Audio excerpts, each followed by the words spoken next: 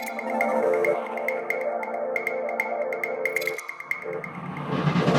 safe for work. Not safe for work. Hot people, hot jobs. Not safe for work. Well, hey everyone, welcome to Not Safe for Work. I'm your host, Chloe. It's so great to be back here. I'm so excited for today's episode. Really excited to talk to this guest. She's an absolute icon. When we think about kind of like chasing your hot job goals and hot job aspirations, I really can say that not only is she doing that, but also is doing it in a few different ways that I think is really interesting and that we can all learn a lot from. So I'm excited to talk to her about that specifically today. So you may know her from the creative direction for MUNA and Kim Petras. She's a creative director. She's a music producer. She's a visual artist. Please welcome to Not Safe for Work, XKYLAR. Hi, thanks so much. Great to have you here. I'm so happy to be here. Also, I did like the tour visuals for MUNA and Kim Petras, but it's literally the most iconic thing I've ever done. I love, literally, I want to talk about all of that. But I do so many things. It's like kind of all over the place. Yeah, we're going to get into like actually every single one of those things, I think, today. Let's do it. And that's why I've brought you on the pod. Okay, I'm here. Well, so context for everyone who's listening, you're based out of LA. Yes. But you're visiting right now in New York. What brings you to New York actually right now? Honestly, no real reason. I was here for a bar mitzvah with my family, Okay. of course. And I was like, well, if I'm already coming, I should just stay. And so I have some friends who like have an apartment near Prospect Park. And so we just did a little house swap. And so they're at my place right now and I'm at theirs. It's amazing. And I love being out here. Like I've always wanted to move to New York, but it's just like never really worked out because all of music is like, feels like it's in LA. Every time I'm out here, I'm like, maybe it's time for a move because I love it. I Like, would the argue there's vibe. a lot of music out here. Well, I didn't realize, like, I think in my mind, it's like LA just feels like everyone's always moving out there. It's like the scene for music. And I think before I was doing a lot of like creative direction and like set design and like being on sets. And so it felt really important to be in LA for like work. Right. But now that I'm doing like mostly tour visuals and my own music, it's like I can kind of do that from anywhere. And now that I'm in New York, I'm like, wow, there's a lot of people here who do music. I'm like, there's a whole music scene out here and like a ton of music industry out here. So we'll see. I don't know. My goal would just be to like go back and forth. But I also just really like love the people here. That's So- also my goal as well. And Yeah. I'm perpetually looking for people to apartment swap with. So Obviously. Genuinely feel like people have the same, like they always say that. yeah. And then I just like tried it out and I'm like, wait, this works amazingly. Why have I not been doing this? No, it's so smart. I love that. Yeah. I mean, being bi-coastal is super iconic and somewhere I am manifesting for myself in the next year.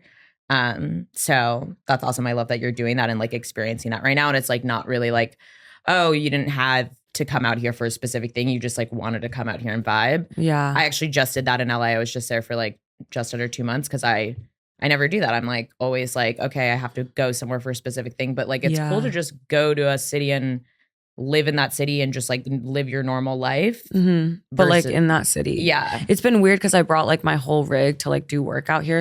And it's like actually experiencing what it's like to live in this city. And it's so fun. Like, cause I made the decision to come here without like any real thought. I was just like, yeah, I'm just going to go to New York for like a couple weeks. And now that I'm out here, I just remember like right before leaving, I was like, why am I going to New York? Like, what am I going to do there? And then once you're out here, it's like so easy to make friends and like do things all the time. And I wonder if it's like that in LA. Cause like when I'm out in New York, I just feel like I'm constantly making plans and like people are down to do things all the time. And I'm like, is that New York in general? Or is that just the fact that I've like I'm putting myself out there, and do I do that in LA? You know, I think it's possible. I just like literally from my recent experience, I think it's easier in New York just because it's such a walkable city. And like every time you leave your home, you can just like walk 2 minutes and encounter people or take the subway to something. It's like so accessible. You don't need to take a car. Yeah. So you could really be doing something every night of the week. I felt that LA, like things end earlier and tend to be more somewhere like you have to go somewhere that you have to park and it's a little bit farther. So it makes it a little bit more challenging. Yeah. That's why I think it feels so accessible to immediately make new friends. That being said, I made 1 million friends in LA and it was fabulous. Yeah. I just feel like in New York, it's like you don't have to put in as much physical effort. Yeah, you don't have to plan as much, Yeah. which I kind of love because I'm like a terrible planner. Like Cool. I can't plan for the life of me. But like if you hit me up an hour before and are like, want to hang, I can do that. But it's like telling me like, hey, can we hang out a week from now at this time? I'm like, no. Yeah. And I feel like that's really LA. And I don't know. So we'll see. But I love that. it out here. Cool. It's so fun. Well, Yeah. welcome to New York. Thanks. I'm pumped. Yeah. It's funny So too, hot because right now, though. it's My disgusting. goodness. It's like 93 and humid. Like we literally got connected like 2 days ago through a friend, Kevin, shout out Kevin, who did all of the graphics for Not Safe for Work for the love podcast. That's so fun. Yeah, he's an icon. He's so good. He's such an icon. Yeah. Yeah. He connected us because you're here and you're a hot person with many hot jobs. And I totally agree. Your jobs are super hot. I can't wait to like literally dig into all of them. What I think is super cool is you're doing a lot of different things and you're not like pigeonholing yourself in one niche. You're like expressing yourself in the ways that you want to express yourself. And that isn't everything is overlapping. You know, you've got your performance stuff, you've got visual stuff, creative direction. I think starting from the top, like tell the listeners, if you were to give us one sentence, like what do you do for a living? I would say I'm an artist. Like I just think point blank, ultimately, I'm an artist who gets hired to create things for other people and help elevate their vision, but then also simultaneously has a project of my own. And, I see myself as like an artist who loves collaborating. And I think like I love that I have my own job where I like make tour visuals for other people. And I also, I'm able to creative direct for people or like come up with concepts, but I also see myself fundamentally as like my own artist and like my own artistic vision. And I think that's like what I bring to the table when I work with people is like a special style that's unique to me. Mm-hmm. Well, I think pausing yeah. there, I want to like dig into what all of those different projects are. So yeah, we can get into it. I can tell you. So like essentially I do tour visuals as like my main job. I used to do so many different things. Like I've done it all when it comes to visuals and like creative direction. I did set design for a year. I was like doing photos and building sets. Like I did like an NPR Tiny Desk set design. Like I've done so much set design. That's so and then cool. that got really tiring on me physically. And I was getting into like doing DJ sets and doing tour visuals for myself. And then like other people started wanting to hire me for that. Like it's all come out of like me being like, I want to direct a music video for myself. And then people would be like, oh, can you direct a music video for me? And then I'll do that. And so I was always doing like my own artist project for years. And then like needed money like normal people do. Right. And was like, okay, I was working like a minimum wage job and I was like, I'm so broke. I can't live like this anymore. And then I was like, oh, maybe I could do this for other people. And I think because like when you're an independent artist, if you don't have budget, you have to learn how to do everything yourself. It's like just the way it is. So I kind of like learned how to do set design, photos, like tour visuals, all these things. And then when I needed money, I just like marketed myself as doing it for other people. And it just grew like exponentially. What do you mean by marketed yourself? Like on the internet. I was like always posting my own stuff, but I was like, I would do self-portraits in my bedroom where I'd build a whole set and I'd like literally custom make like PVC pipe structures and like hang cloths on them. And I'd videotape me like doing it and build it out and then like would post on the internet. And so people like started seeing me do all this stuff for myself. And I think at that point I had like such a good community in LA. So I was just like posting these videos and they were doing really well. And that was kind of like the way I would market myself as like a creative. And I would just say like, hey, I'm doing this for other people. I'm taking bookings. And I think once you just start, and if you're a hard worker, like I think ultimately you'll get more and more jobs. And like I just spent like 2 years of my life like putting my own artist project on the side and being like, I'm not going to do my own artist project. I need to figure out a way to make a living. And I just like grinded and did every job I possibly could. Like people would reach out to me because they knew I could do whatever job that they wanted me to do. So I would just like do set design and I would do like photos. And I ended up like having my own studio space in LA that like I marketed a lot of. Like I would just like post me like I would take like fur and just like hang it up on the wall or like build structures and like would post about it and just like kind of became known as like someone who was like having this creative direction studio. And it was amazing. And I was doing that for a while. But I think like for me, like tour visuals were always the thing that I enjoyed the most when it came to working for other people. Cause I think like at the bottom of it, I'm my own artist and I've always wanted to be my own musician and like my own creative. And it's like really exhausting when you're like on sets and building things and doing all these different things for different artists. And I think for tour visuals, it was like the easiest way that I can infuse myself in other people's art. For the past like 2 years have been kind of like only doing that. I like took a big jump last year where I was like, I'm not saying yes to any jobs that aren't tour visuals. Like I'll do photos here and there, but I was just like, this is my shtick. Like I want this to be my thing. And when you say tour visuals, like, are you also going on tour with the artists? No. Okay. It's like I do stage design too, but it's like I'll come up with a mock-up of like what I think the tour should look like. And sometimes I'm hired just for visuals and like sometimes I'm hired for stage design. So like for MUNA, I did like their stage design and like the LED panels for the Greek show. But then for like Kim, that was just like they had the stage design and I was just designing content for the LED walls. So no, I just like they send me all the music. I usually have like 3 weeks and then I just like make animations, visuals for all of the songs and then send it out on tour. And like I have to go to rehearsal, but I don't ever have to go on tour. Refer to Kim Petras as, and when Kim, just the first name. Dude, that's actually crazy of me, but that was cunt, if I'm being honest. Yeah. I mean, I'm such a big fan of her. That job is still crazy to me because I was so delusional when I first like got into tour visuals and I like went to a Kim Petras show at like Coachella and I'd done like Olivia O'Brien before. That was like the only job I'd ever had. I literally like looked at her show and was like, I feel like I'd crush visuals for her. Like I'd turn to my best friend delusionally and was like, I feel like I'm going to crush visuals for her. And I was like, don't know how I said that. And then 6 months later, I was like at a party and I was supposed to meet her manager. And then I left the party early. A month later, I signed up for like a random ceramics class. Like 8 people in the class were like going around saying our names. And this girl next to me is like, oh, I'm a manager. And I'm like, oh, cool. Like I do stage design and tour visuals. And at the end of the class, I'm like, your name sounds familiar. Like, who do you manage? And she was like, oh, like this and Kim Petras. And I was like, oh my God, I think I was supposed to meet you at this party. We're like, what the hell are the odds that you're at this ceramics class with me? That's the universe. Oh no. my God. And then literally Goosebumps. that week, she was going on Seth Meyers and they needed a set designer. And she remembered from the class, she was like, oh my God, wasn't that girl Skylar a set designer? And brought me on for that project, which is then how I like met the creative director and then like got to do like all of the Kim visuals.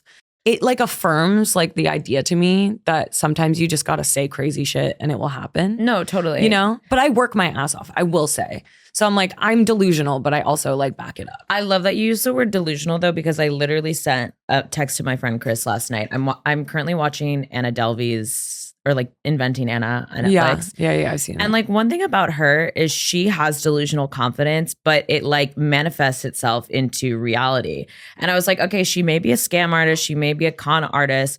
However, we all can learn something from the way that she's like, well, this is who I need to put around me. This is who I need to present myself as in order to actually make something true. Yeah.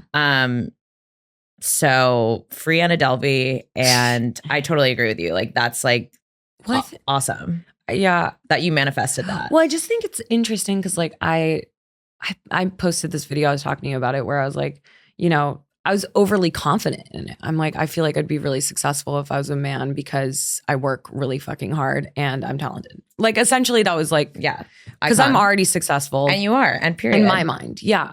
But it's so interesting, like the way that people respond when a woman says they're like they're good at what they do and like believes in themselves. Yeah. And it's so interesting because like the reaction was like, you're so delusional. Oh, I'd love to be this delusional. You're not good at what you do. Just like so much hate and so much like, oh, you're just delusional. Yeah. And I'm like, well, why are you calling me delusional? Like, okay, yeah, I can be delusional, but I'm also like confident. Like the reason I believe in my visuals is because I get paid to do it. Like if you had the clientele I have, like you'd think you're good too, you know? And it's just so interesting that it's like, that's the way that you're looked at. And I'm like, I don't know. I just feel like confidence is something that like people are always trying to bring down. Like people are always trying to humble you. And I'm like, I'm not arrogant, but I believe in myself. And I like know that like I'm capable of doing anything I want to. Yeah. And I've proved that to myself. Like I literally make a living off of art. Like that's crazy. And like I didn't go to college for this. I was pre-med.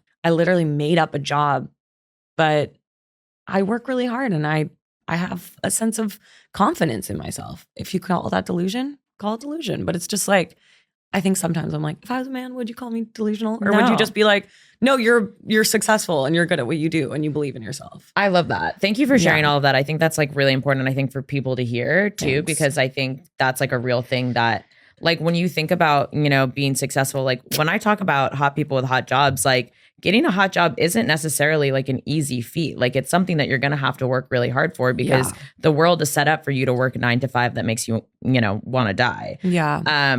So like that specific kind of like experience, I think is something that is really important, you know, to understand is the mindset that gets you to that place where you can like do whatever you want.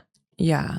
You have to believe in yourself. No, you have to. And like ultimately, like, I mean, this is my experience in the industry is that like, you know, you're constantly put in jobs where it's like people are just trusting you to execute a vision. Mm-hmm. And like, you know, like I'll get hired for a project and I'm like, I don't know if I can execute this, but you just are being paid to execute it. So it's like you have to believe in yourself or else you're going to be like, oh my God, can I even do this? You know, it's like I've done so many jobs where I'm like, even the MUNA job, like I knew it was going to turn out great, but halfway through it, I was like on a like breakdown or spiral because I was like, oh my God, can I even do this? Am I going to come up with anything cool? Like, because art is just like such a difficult thing to like wrap your head around. It's not like, oh, I need to like plug in numbers at my job or I need to do this. Like, I just need to sit down and study and then I'll like do a good job.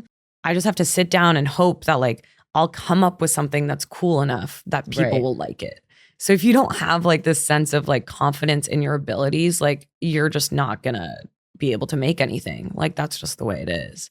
And I mean, I feel like I create all the time. So for me, I just like look at my art and I think it's cool. And I think that's why it's really important for me to have like my own personal project. And I think a lot of people who are like freelancers kind of forget that. We go into it because we're like, well, I'm an artist.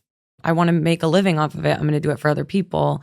And you kind of forget to have your like own little side projects. Right. But like that's where the trust comes in for me. Like when I'm doing a side project for myself or a music video for myself, it's like so fun and there's no one telling me what to do and there's no one that's like judging it. Well, I want to talk about your project. Yeah. Let's talk about that. So that's actually how we initially got connected is you're coming in October to you've got a show at Elsewhere. Yes. That's really exciting. I'm really excited. So you're doing a live performance for the show at Elsewhere. So I mean, tell everyone like what is this job?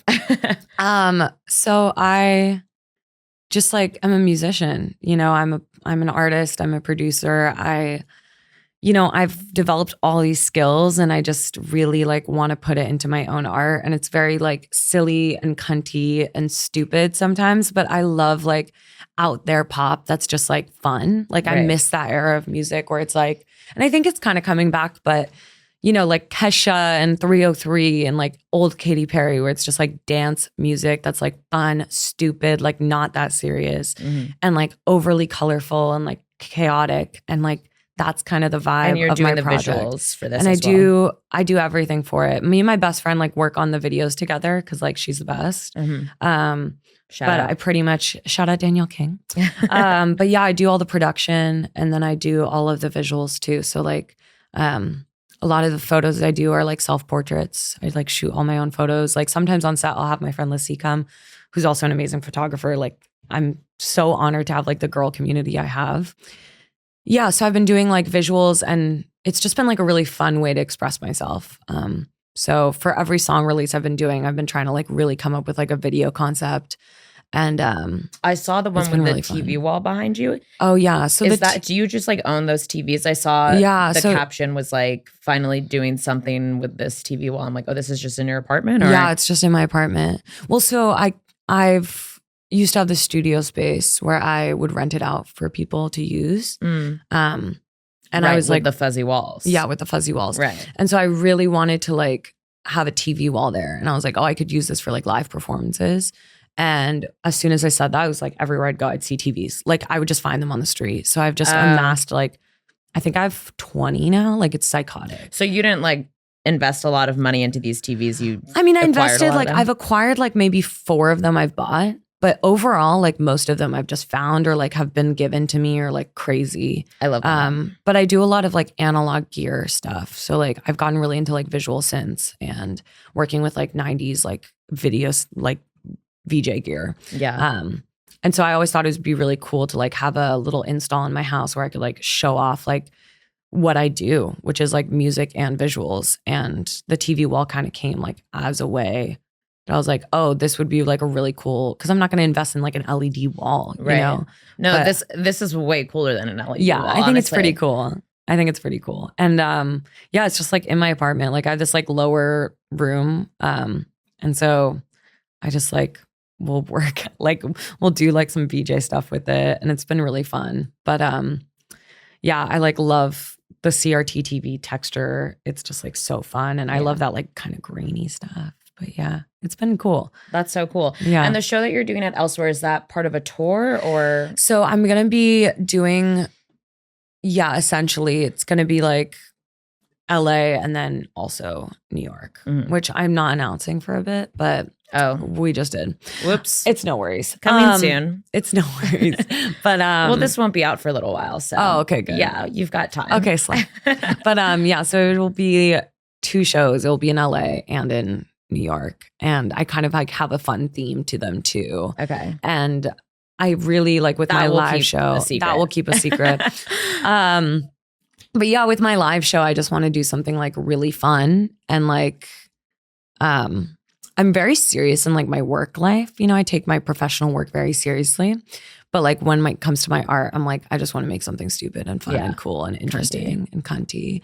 So I'm like hoping to do like some type of like cool performance art elements to the show and just bring back like fun, weird, experimental show performances, you know? Oh my God, if you ever want to like experiment, you should do visuals for one of my parties. I'm down. Anything you want to dump your brain into? Let's go. I think that could be really cunt. Yeah, I think I might have like drag queens too at the shows and like do like I love drag queen that. openers. But I want to do like a lineup of all women and so I think it'll be really fun. But really like the music I've been making is very like slutty, which is funny because it's like I'm so on my like bad bitch like business shit, but then also like making like slutty pop music. And I'm like, it's also catchy. I think they make. I was on your Spotify today, just like catching up on, you know, all the singles but all the music videos for all of them are just like so iconic. Thank you. Like the visual element of them is what elevates it to like this next degree. That's like something that's like, I think also just like really unique to your style as well. Thanks. Which is super cool.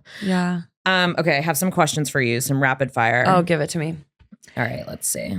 Yeah, but I appreciate you saying that though, because I did have this feeling where I was like just doing it all the time for other people. And I'm like, I'm so good at this. Like I should just be doing it for myself. Like what am I doing? You know? Those men on the internet could not be more wrong. Thank you. I like can't believe that. Like no, literally they clearly the amount didn't of look hate. at your page. That's what I'm saying. And then some of them did. And then they're trashing me. They're like, well, I'm a visual artist and I think like your work is pretty trash. And I'm like, dude, I could hire you. Like, I'm like, if you actually like wanted work, but your art isn't like, you don't even post. I'm like, you can't hate on me. Yeah. How are you going to hate from behind a like private account? Yeah. And be like, I'm a VJ. Show I'm your like, where's your work. credits? Yeah. Because I somehow have more credits than you. Yeah. Listen, the men of the internet are wrong, but you know, they must be very frustrated. There's something deeper. I'm like, I don't know.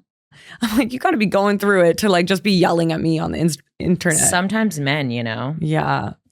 I don't know. I just can't look at the comments. Yeah, you shouldn't. Like that's mistake number 1. Okay. Rapid fire questions. Hottest part of your job. Could be any of your jobs. Being myself. Like just being able to express myself. Okay. And being hot. Like the fact that, I don't know. I'm just like, I love that. The fact that I get to just like be myself and like make slutty music and make art and that's my work. you know? No, Hot. I mean, anyone could dream of that life. Yeah, that's iconic. Yeah. That's hot. What is a misconception about working for yourself Mm, in this industry? shoot, that's a really hard one. I think a misconception is that you don't work that hard. Like, you know, because I think sometimes people just think like freelancers like have all this time in the world. And even I'll call my dad, it'll be like 1 o'clock and I'm on a hike. And he's like, must be nice to be like hiking at 1 o'clock. And I'm like, Yeah, but I'm working at 3 like, a.m. I stayed up till 5 a.m. last night making an edit. Like I'm working. Yeah. I also think like something I would note is you get taken advantage of a lot when you're first starting. And I think like in this industry, like I was naive and I just thought like, oh, I'm going to work for myself and like no one's going to take advantage of me. And I think you just feel so lucky to be doing it that you're like, oh my God, I'm just so lucky to be making art for a living. And then like just people will just like cut you all the time. Like people will like pay you something and then take a rate above you. And like that's something that I just feel like needs to be fixed. Yeah. It's not really a misconception, but I just am like, if it's anything, I'm like, stand up for yourself because it is hard. People would be taking advantage left and right. I mean, that's real. I still struggle with it. I mean, it's like hard to know without the experience, really. It's like, what is fair?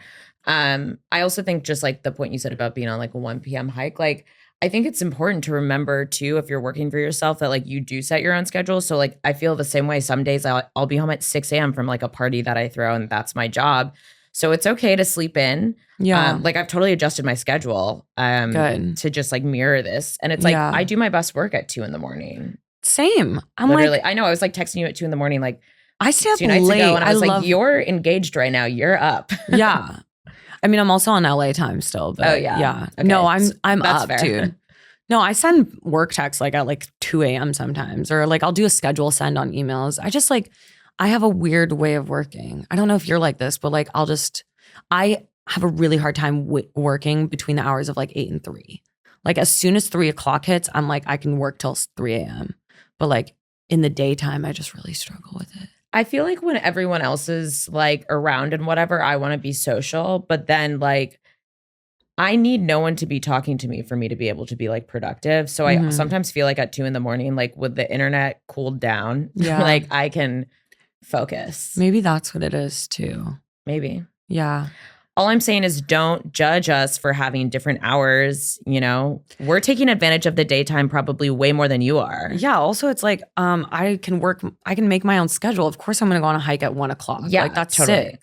We're getting defensive self-care. to the imaginary people. I'm talking to my dad right now. I'm specifically to your just dad. Kidding. That's so funny. I'm joking. He loves it. Okay. Hottest job you've ever had? The Kim job. I mean, the Kim Petras job. Yeah. If you work with Kim Petras, I mean, she's like you amazing. Can have a hotter job than that. No, literally, I think that was like my pinnacle. I was like, I don't need to work anymore after this. Yeah, I did like her tour visual direction for like the European leg of the Feed the Beast tour, and we did like an intro, and she came to my house, and I like shot her, and I think that was just like such a cool experience. Like literally having her in my home because I have like an extra studio space in my house, and yeah, so it was really fun, and she's just like the best, like really awesome. Everyone on her team is amazing too. Like I just love her whole camp.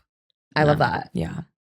I love that. MUNA was also in my house, which is so crazy. I'm like, in the span of like 2 months, I was like, what the hell is going on? We love gay people here. We do.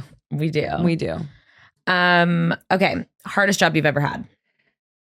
Hardest job I've ever had. Oh my God. I did tour visuals for this country artist, and that was a really hard job because I just really didn't connect with the audience that it was serving. And like, I think most of the jobs I do are like for like queer pop artists, which is like so fun because it's just like colorful and fun and I can do whatever I want. And it's like very my style. And I think that job was really hard because it was like something totally different than like what I normally do. Do you think you'd say no to it if you were asked now? No, because I just did stage design for them and it was like fun. And I think it was a good opportunity. And I did learn about like how to work in that environment and like kind of detach myself from the work so much. I also think that it was a good learning experience also like as a woman, because I think like that space is very like male dominated. And you know, I wasn't really respected. And I think it was like an interesting experience for me to have, because in LA, I'm like, I feel very respected like most of the time. But that was really an experience where I was like, no one would really look me in the eye. Everyone assumed I was like someone's girlfriend. You know what I mean? Like it was one of those things where it was like, oh, okay, like this is a real issue and I'm going to have to like really prove myself in order to get respect, or just like Do you feel like you got there? I mean, yeah, I for sure got there. And also I got paid, so it doesn't matter. Period. I probably made more than most of the men, so it's not a big deal. As you should. And I should be able to say that. Yeah, period. Yeah. So I'm Men like, on the at the end of the internet. day, it's no worries. Period. Yeah.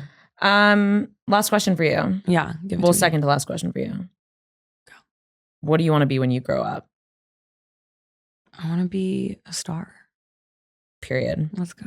Say no more. Yeah. Okay, actual last question. If you could give one piece of advice to someone looking to just dip their toe into the water of expressing their passion, becoming someone on the journey to being a hot person with a hot job, Yeah. what would be that first bit of advice? Learn how to do everything. Like learn as much as you can about like the technical skills with things. Like I think the best skill I have is like learning how to do so many different things. And even if I'm not doing all of the things, like I don't know, I'm not doing everything, but I do feel like I'm able to communicate with people. And I think that's really important, is to be able to like communicate your vision.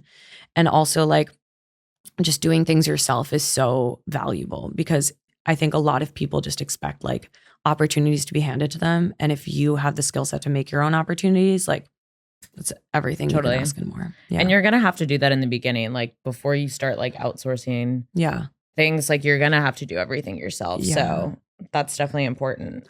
And like, And it does help you connect with people and like be able to talk about Totally. like I even just feel like it's maybe not the same thing, but like I just took like a DJ course and like Sick. learned how to DJ and I put myself on one of my flyers and I was like, I had wanted to learn how to DJ. And so I was throwing this Saltburn party and I put my name on the flyer because I was like, by then I'm going to be able to DJ for 30 minutes, whatever. yeah. I had my friends, Nick and Jason, DJing that night. And I was like, you guys, I'm going to pay you for that 30 minutes as well and stand behind me and make sure I don't fuck up and ruin the party. But then that party went viral and 1,200 people came. Oh and my I was God. like, this is the most stressful thing I could have done to myself. Yeah.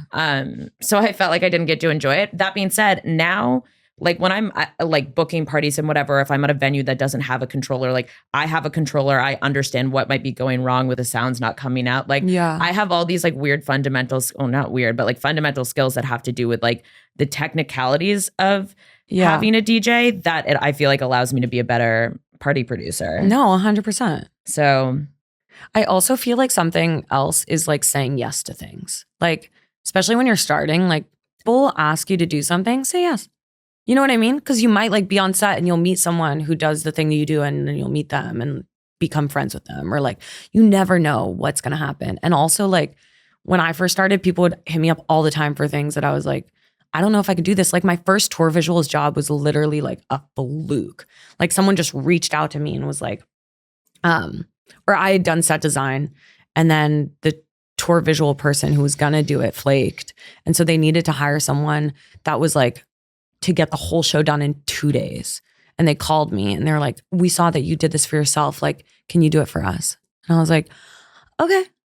And I just love said that. yes. And I was like, fuck it. Like, what's the worst thing? Like, what do I lose? you heard You it here know? first. If you ever need visuals in a 2-day turnaround No time. way. I'm just kidding. I mean, right now I'm just so like, I want to be doing my Right. own artist project. And I'm just so like locked in on that, which has been really fun. So on that note, where can people find you? Yeah, I'm on the internet, you know, but like Instagram, it's Skylar with an X. So it's like XKYLAR instead of Skylar with an S. Skylar but cunty. Yeah, exactly.